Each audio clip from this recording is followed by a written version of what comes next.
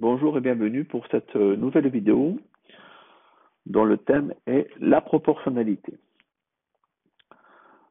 Trois objectifs. Le premier objectif, c'est reconnaître une situation de proportionnalité. Deuxième objectif, c'est calculer et utiliser le coefficient de proportionnalité. Et enfin, le dernier objectif, c'est calculer la quatrième proportionnelle. Alors, petit 1, on va voir dans quel cas tombe une situation de proportionnalité. Alors, dans un premier temps, on va étudier deux situations présentées sous forme de tableau. Alors, la première situation, donc, c'est le nombre d'articles en fonction du coût. Et la deuxième situation, nous avons également donc le nombre d'articles en fonction du coût.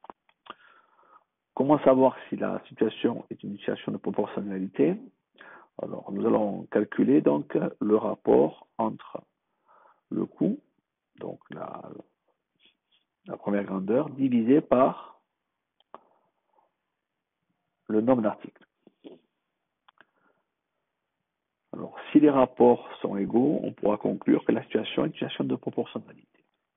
Alors, pour la situation numéro 1, on va commencer par le premier cas, donc 50 € pour deux articles, donc ce qui nous donne donc ici un résultat de 25 pour le rapport.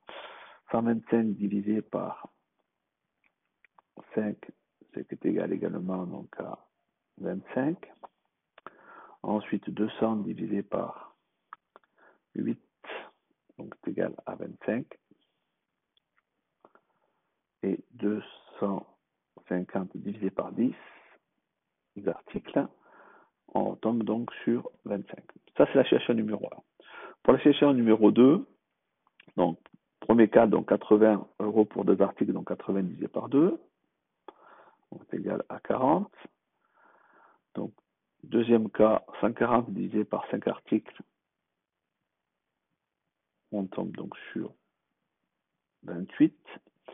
200 divisé par 8 articles, donc on obtient 25. Et enfin, 240 divisé par 10 articles, donc c'est ce qui nous donne donc 24. Donc on peut donc conclure que la situation 1 est une situation de proportionnalité, car tous les rapports sont égaux à 25, donc le prix unitaire. Par conséquent, la situation numéro 2 n'est pas une situation de proportionnalité, puisque les rapports ne sont pas égaux. Deuxième cas, pour reconnaître une situation de proportionnalité, c'est à l'aide des graphiques. Donc on va reprendre les mêmes situations, la situation numéro 1 et la situation numéro 2. Donc comment savoir si la situation est une situation de proportionnalité? Donc on va tracer la relation graphique du coût en fonction du nombre d'articles pour les 10 situations. Et si on obtient une droite qui passe par l'origine du repère, on pourra conclure que la situation est une situation de proportionnalité. Alors, situation numéro 1, donc je rappelle donc les différentes valeurs. Donc, on trace donc notre repère avec l'axe des X et donc les abscisses, le nombre d'articles, et sur l'axe des Y, donc qui sont les ordonnées, le coût en euros. Donc on commence à passer chaque point. Donc dans le premier cas, donc on a deux articles pour 50 €.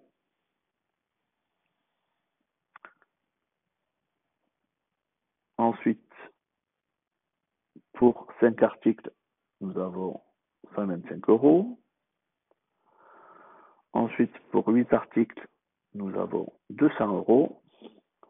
Et ensuite, pour 10 articles, on est sur 250. On remarque que nos 4 points donc, sont alignés. Donc on peut les relier à l'aide d'une règle. Et on trace donc ici notre droite qui passe par les 4 points. On fait la même chose pour la situation numéro 2. Donc pour deux articles, nous avons 80 €. Pour 5 articles, on est à 140 €. Pour 8 articles, on est à 200 €. Et enfin, pour 10 articles, on est à 240 €. Alors, on remarque également que les points sont alignés. Et donc, à l'aide d'une règle, on trace notre droite pour la situation numéro 2. Donc, on peut remarquer que la situation numéro 1 est une situation de proportionnalité, car la droite passe par l'origine du repère. La situation numéro 2 donc, n'est pas une situation de proportionnalité parce que la droite ne passe pas par le repère.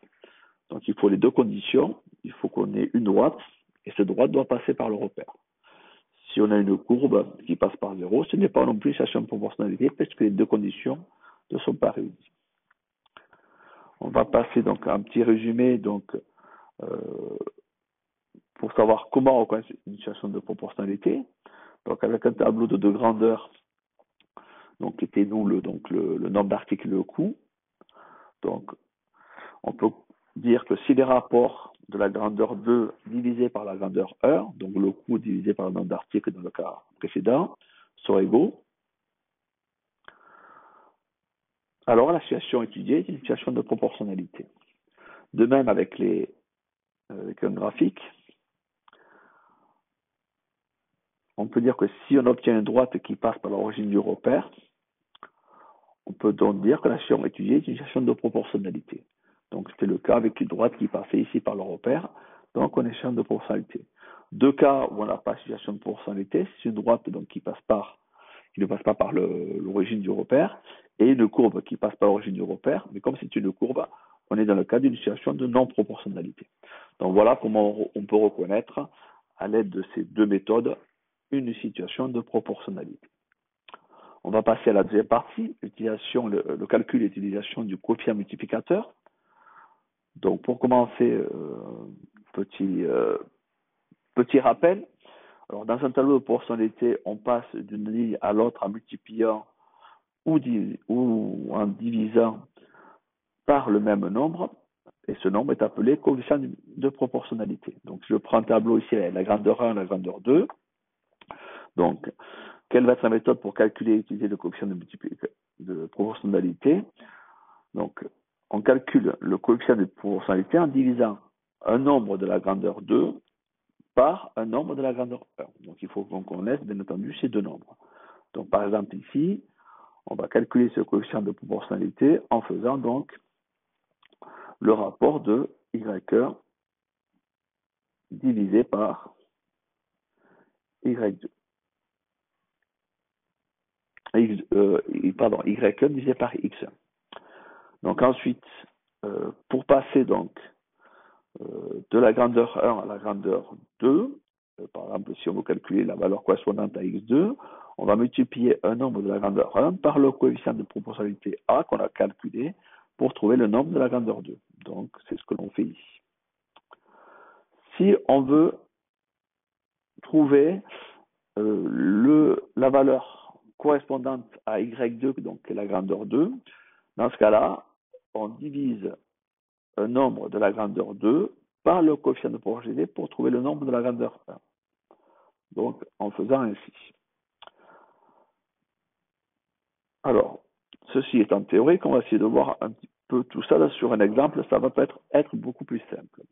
Donc, on prend un exemple avec l'achat de 3 bidons d'un produit ménager qui coûte 36 euros. Donc, on va partir du principe que l'on est dans une situation de proportionnalité.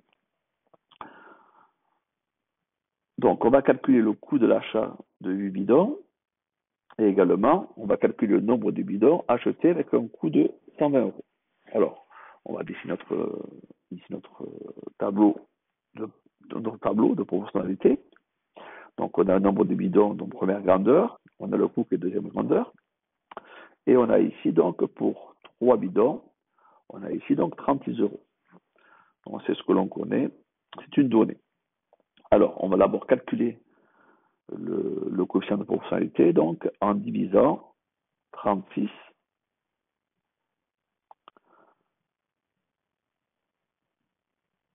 par 3. Donc, grandeur 2 divisé par la grandeur 1. Donc, on tombe ici sur le résultat 12. Donc, ce qui veut dire que notre coefficient de proportionnalité est égal à 12. Donc, on peut multiplier par 12 pour passer du nombre de bidons au coût 1 euro. Et on peut, inversement, diviser par 12 pour passer du coût au nombre de bidons. Ainsi, si on veut calculer le coût de l'achat de 8 bidons, donc on va avoir donc ici 8 bidons, ces 8 bidons, donc on va les multiplier par le coefficient de porosité qui est 12. Et on tombe sur la valeur donc de 96.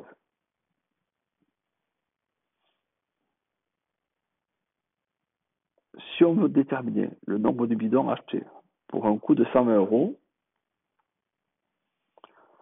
à ce moment-là, on va faire 120 divisé par 12. On fait donc l'inverse. Et la valeur donc va être égale ici à 10. Donc le nombre de bidons achetés pour un coût de 120 euros est de 10. Donc voilà comment on peut compléter un tableau de proportionnalité à partir de coefficients de proportionnalité. Et donc on a les valeurs, donc bien sûr 96 et 10, que l'on peut mettre ici en place dans notre tableau. Pour le bidon, donc on a 96 euros, et pour 120 euros, on a donc 10 bidons achetés. Dernière partie, donc c'est la quatrième proportionnelle. Donc méthode pour calculer la quatrième proportionnelle. Alors on va partir d'un exemple, hein, ça va être peut-être plus simple pour illustrer cette méthode. Donc on repart sur notre problème précédent avec l'achat de 3 bidons d'un produit ménager qui coûte 36 euros. Donc on est dans une situation de proportionnalité. Donc on va calculer le coût pour l'achat de 7 bidons du produit ménager. Donc première étape, c'est d'abord construire un tableau de proportionnalité. Donc dans ce tableau, on va y donc ajouter d'abord les grandeurs correspondantes, qui sont dans notre cas donc, le nombre de bidons et le coût en euros. Ensuite, on va inscrire ce que l'on connaît par rapport à ce qui est donné dans l'énoncé. Donc, on sait qu'on a 3 bidons qui coûtent ici 36 euros. Et nous, ce que l'on recherche, c'est le coût pour 7 bidons. Donc, 7 bidons, on a ici un coût. Donc, une fois qu'on a inscrit ce que l'on connaît donc, et ce que l'on cherche, on va écrire donc ce que l'on cherche. Donc, ce que l'on cherche, c'est donc le coût pour 7 bidons, puisque c'est la question qui est posée. On va faire le produit en croix. Donc, ce produit en croix donc, se fait en faisant 36 fois 7 divisé par 3. Donc, 36 multiplié par 7 divisé par 3. Alors, ce qui nous donne 84. On va maintenant répondre à la question, puisque l'on sait que pour 7 bidons, on a un coût de 84 euros. Donc, le coût pour l'achat de 7 bidons est de 84 euros. À vous maintenant.